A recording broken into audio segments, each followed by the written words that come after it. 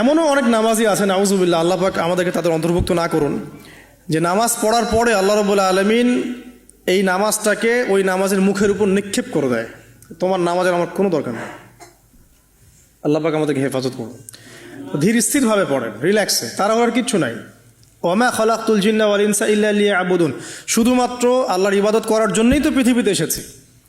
হোক না দোকানটা 5টা মিনিট পরে খুললে কি হবে? হ্যাঁ, জমিতে যান, জমিতে আধা ঘন্টা পরে গেলে কি হবে? যে আল্লাহ পাক আপনাকে বাঁচিয়ে রাখতে পারেন, সে আল্লাহ পাক আল্লাহর পথে সময় দিলে আপনাকে অফুরন্ত রিজিকও তো দিতে পারেন না?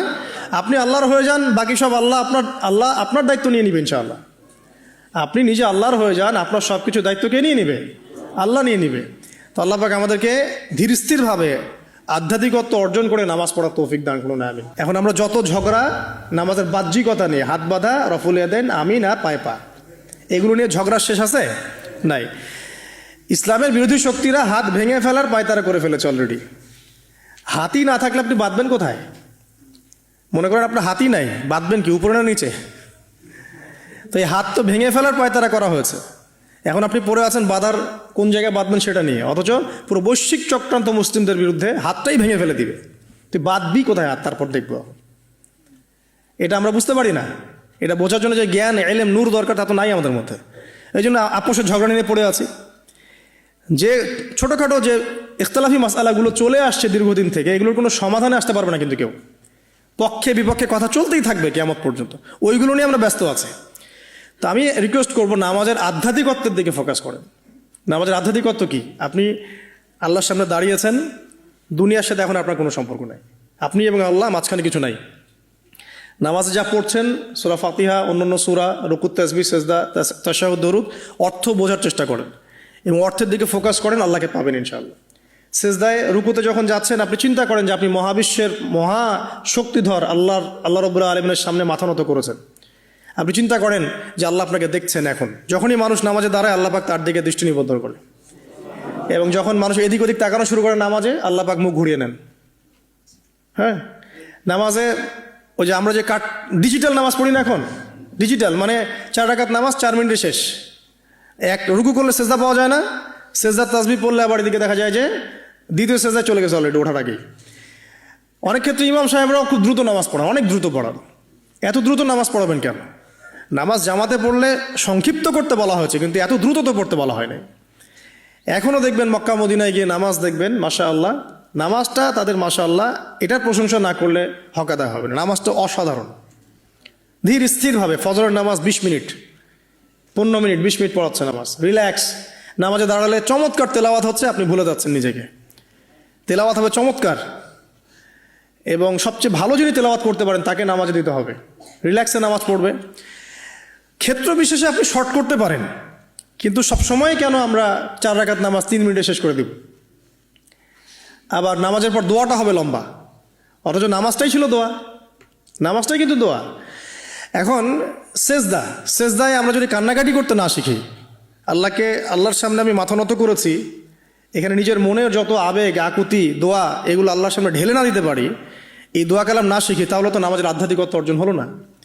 সাহাবীরা কেমন করে নামাজ পড়তেন যে নামাজ পড়ার পরেও তাদের গা থেকে তীর বের করা যায়? কিভাবে তারা নামাজ পড়তেন? তাহলে নবী সাল্লাল্লাহু আলাইহি ওয়াসাল্লাম কিভাবে নামাজ পড়তেন যে নামাজ পড়ার ফলে তার পা মোবারক ফুলে যাইত? 1 রাকাতে তিনি 4 পারা কোরআন তেলাওয়াত করতে পারলেন কিভাবে? তো দেখুন, আল্লাহকে পাওয়ার সবচেয়ে সেরা মাধ্যম কি? নামাজ। তার আগে বলেছি নবী সাল্লাল্লাহু আলাইহি ওয়াসাল্লামের অনুসরণ। আল্লাহকে পাওয়ার তৃতীয় একটা মাধ্যম বলে দিই আমি, সওম বা রোজা রাখা। অল্প সময় গুটিয়ে নিচ্ছি, সওম বা রোজা রাখা।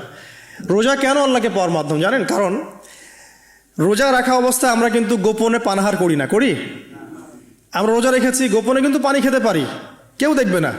গোসল করছেন, আপনি পানি খেতে পারেন, কেউ দেখবে না। লুকিয়ে লুকিয়ে আপনি কিন্তু খাবার খেতে পারেন, কেউ দেখবে না, বাসায় কেউ নাই দেখার, কিন্তু আপনি খান না। আপনি সবর করেন, সহ্য করেন, একদম সূর্যাস্তের সময় গিয়ে আপনি ইফতার করেন। এই যে কাজটা আপনি কেন করেন? কারণ আপনি ফিল করেন যে আল্লাহ আপনাকে দেখছেন। কেউ আপনাকে দেখুক না দেখুক, আল্লাহ আপনাকে দেখছেন। এটাই হচ্ছে ইহসান, এটাই হচ্ছে আল্লাহ পাকের মারিফতকে উপলব্ধি করা। আল্লাহ রাসূল সাল্লাল্লাহু আলাইহি ওয়াসাল্লাম বলেছেন, ইহসান হচ্ছে আন তা'বুদাল্লাহা কাআন্নাকা তারাহ, তুমি এমনভাবে আল্লাহর ইবাদত করবে যেন তুমি আল্লাহকে দেখছো। ওয়াইল্লাম তাকুন তারাহু ফাইন্নাহু ইয়ারাক, তুমি আল্লাহকে দেখতে না পারলেও বিশ্বাস করবে আল্লাহ তোমাকে দেখছেন। তো এটা রোজা রাখলে উপলব্ধি হয় না যে আল্লাহ আমাকে দেখছেন? এটা হচ্ছে আল্লাহকে পাওয়ার মাধ্যম। এই জন্য রমাজানের রোজা অবশ্যই রাখবো ইনশাআল্লাহ। পাশাপাশি এই যে সোমবার, বৃহস্পতিবার বা এই যে মাসের 3 দিন আইয়ামে বীজের সওম আছে, 13, 14, 15, আরাফার সওম, আশুরার সওম বা নফল সওম, এগুলো রাখার অভ্যাস করলে আল্লাহকে পাওয়া যাবে ইনশাআল্লাহ তাআলা। আল্লাহ পাক আমাদেরকে বেশি বেশি সওম রাখার তৌফিক দান করুন।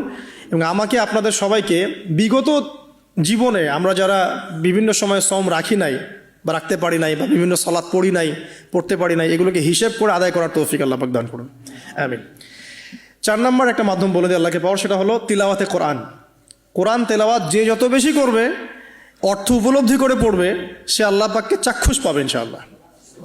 মানে আল্লাহ রাব্বুল আলামিন একটা চিঠি দিয়েছেন, মনে করেন আপনাকে, আপনার একজন কথার কথা এক্সাম্পল দিচ্ছি, যে আপনার কোনো একজন বন্ধু আছে অনেক দূরের কোনো দেশে, তা আপনি তাকে দেখেনও নাই, আপনি তাকে চিনেনও, মানে আপনি তার চেহারা দেখেন নাই, তাকে চিনেন না, তার সাথে যোগাযোগের মাধ্যম হচ্ছে আপনার চিঠি বা মেসেজ, ঠিক আছে?